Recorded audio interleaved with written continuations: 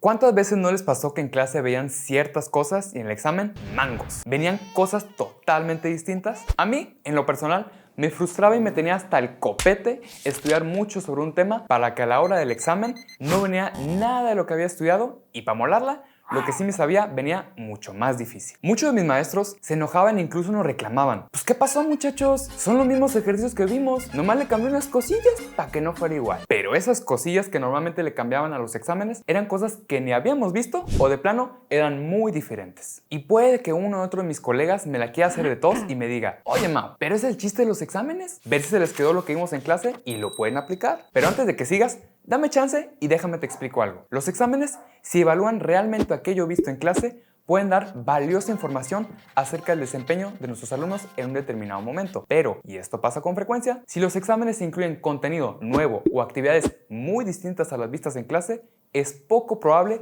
que puedan darnos información adecuada sobre el aprendizaje de nuestros alumnos y en consecuencia también les vaya de la patada en el examen. Pero, ¿por qué pasa esto? ¿Por qué cuando nos cambian una que otra cosilla en los exámenes ya no nos acordamos de lo que vimos en clase? Lo que pasa es que cuando las condiciones en las que tenemos que aplicar lo aprendido no son iguales o similares a las originales, entonces tenemos mayores dificultades para recordar la información. Dicho de otra forma, las personas recordamos mejor la información cuando las condiciones en las cuales tenemos que aplicar lo aprendido son iguales o similares a las de aprendizaje. A esto se le conoce como procesamiento de transferencia apropiada o, por sus siglas en inglés, TAP.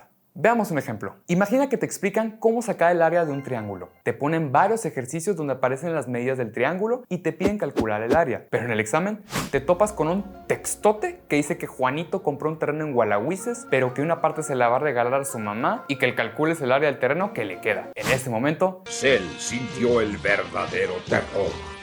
debido a que el problema que te pusieron en el examen no es similar a lo que practicaste inicialmente en clase, probablemente no podrás aplicar lo aprendido tan fácilmente. O por el contrario, supongamos que esos ejercicios que vienen en el examen para calcular el área de un triángulo son similares a los que hiciste en clase. En ese caso, hay mayores probabilidades de que puedas recordar cómo resolver los ejercicios y aplicar lo aprendido con mayor facilidad. Entonces, sabiendo que la memoria funciona mejor cuando las condiciones de aprendizaje y de evaluación son similares, ¿qué debemos cambiar? Si queremos no solo evaluar de manera más justa a los alumnos, sino mejorar su aprendizaje, debemos procurar que exista una coherencia entre la forma en que evaluamos y la forma en que aprenden en clase. Si los alumnos llevan practicando ejercicios de matemáticas con cierto método, entonces debemos evaluarlos con ejercicios usando ese mismo método. Si vieron en clase de historia sobre la Revolución Mexicana, entonces solo hagamos preguntas sobre la Revolución Mexicana. Para que no te la compliques, si les enseñaste algo en particular o de cierta forma, entonces